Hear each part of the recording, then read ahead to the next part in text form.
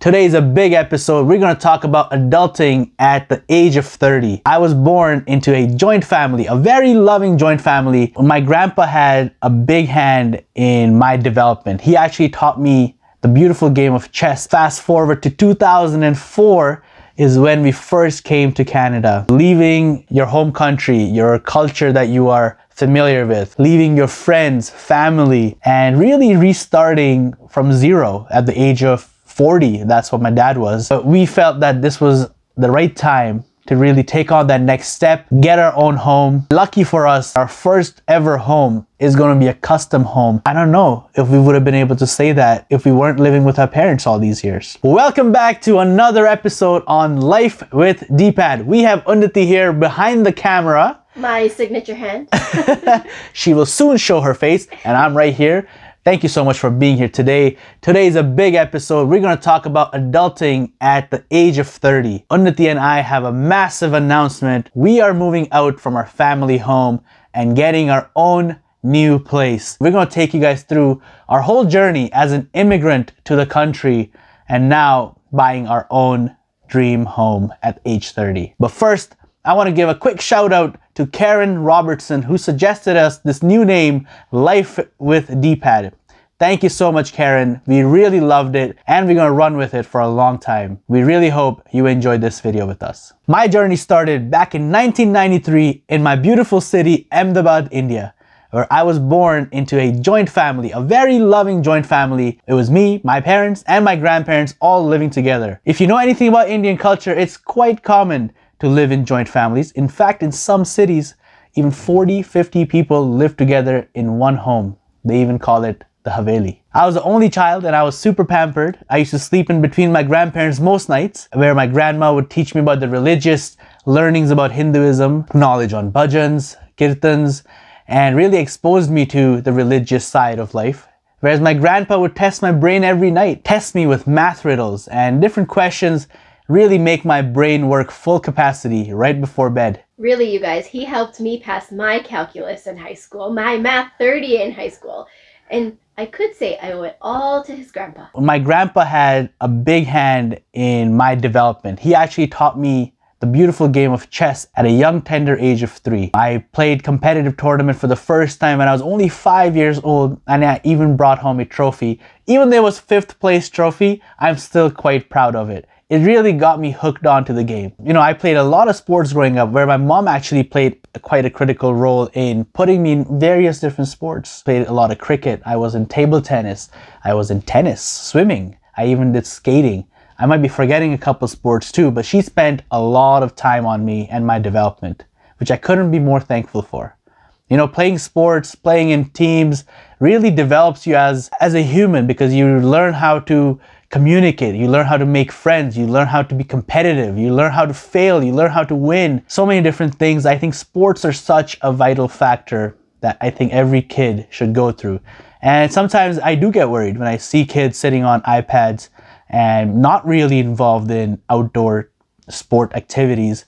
It does worry me, and I highly encourage every parent to put their kids into sports. I know Unnati and I haven't had our own kids yet, but our plan already is to put them in a lot of different sports, not really with the goal of making them professionals or putting them in the national teams.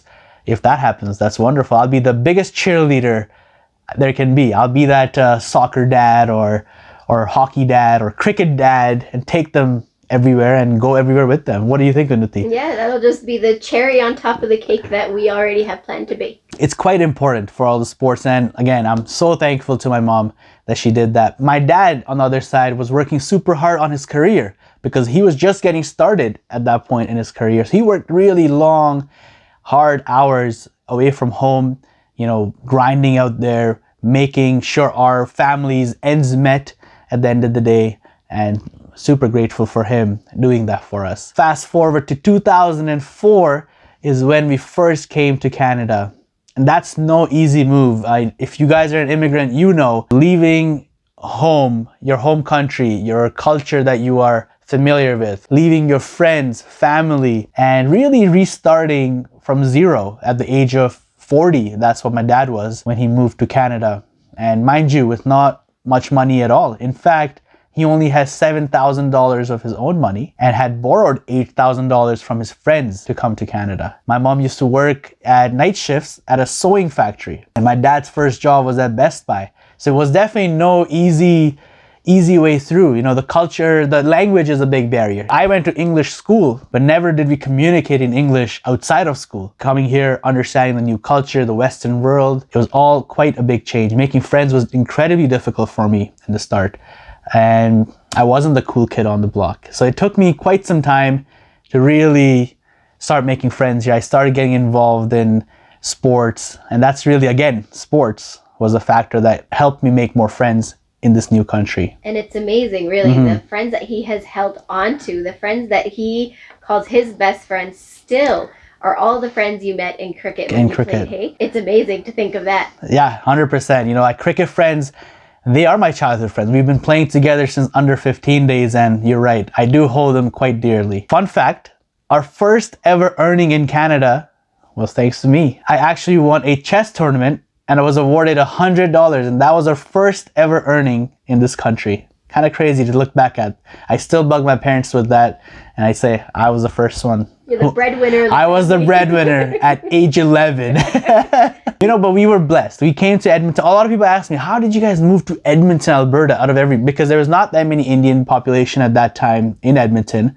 Most people used to go to Toronto or Vancouver, maybe even Calgary at that time, but Edmonton was definitely not a hub. The reason we moved to Edmonton was because my dad's sister was already here. She had moved to Canada, to Edmonton, about 6 or 7 years earlier than us, as she got married and her husband was already living in Edmonton. We were fortunate enough, we moved here. They actually kept us in their home for the first 6 months, helped us get on our feet, understand the system, and really held our hands, you know, to show us around this beautiful country, this beautiful city, and get accustomed to everything here. Our first rental home after moving out from my dad's sister's home, that was a nightmare. We got this condo. Our neighbors, which we didn't know obviously, but they weren't the greatest people. They were dealing drugs. There was lots of activity, you know, daily activity there, lots of police activity there on a regular basis. In fact, we saw so many fights on their front yards. Just not something you want to witness at age 11. In fact, at any age. That's not the neighborhood we wanted to be in. So we only stayed there for a little bit, but that was really scary time in our life. I used to go to school nearby there, so we changed my school again. We moved out of there and then went to a much nicer area where we rented for a long time. Soon after, my dad also found his field job as an engineer, which he was super fortunate for, you know, because most people coming here with Indian education, it's very difficult for them to get their job here because education sometimes doesn't transfer over fully, but he had almost 17 years of experience. That probably helped him get a nice position. That's what helped us, you know, get settled in this country, get back on our feet and start saving. So the journey definitely wasn't easy. My parents have grinded all their life, saved every penny to get to the level we are at today. For most immigrants, all my friends at one point are immigrants into this country, and it is not an easy journey. Every person has taken their own individual path and have gone through their own individual set of challenges. Anybody moving to a new country, I think somewhere along the way you are mentally ready that you're gonna be hit with challenges, and that's what life is all about. Easy isn't fun. I'm super grateful for everything we've had, all the opportunities we've had. And that brings us to another divergence in our life where it's going to be a challenging path in different ways, where Unnati and I are going to be moving out. Unnati has lived in this home ever since Unnati and I got married, which was 5 years ago, and it's been great. Everything has been amazing. Our relationship as a family has only grown. You are probably wondering at home, what's wrong with these two? Why do they want to take on these challenges in their life? They have everything so easy, living with parents, are completely pampered. You're right, we do have everything easy, and that's what we don't like. We like challenges as a couple, and that's why we're making this move. You know, I will take you guys through the pros and cons. There are tons of pros of living with your family, I won't deny. Number one is your money. You have no bills to pay, no mortgage. We get hot served food thanks to mom. They're always available for us at home in case, you know, we have any questions regarding our careers or our life. We have our personal coaches at home, really. Seriously, right? There's so many pros of living at home.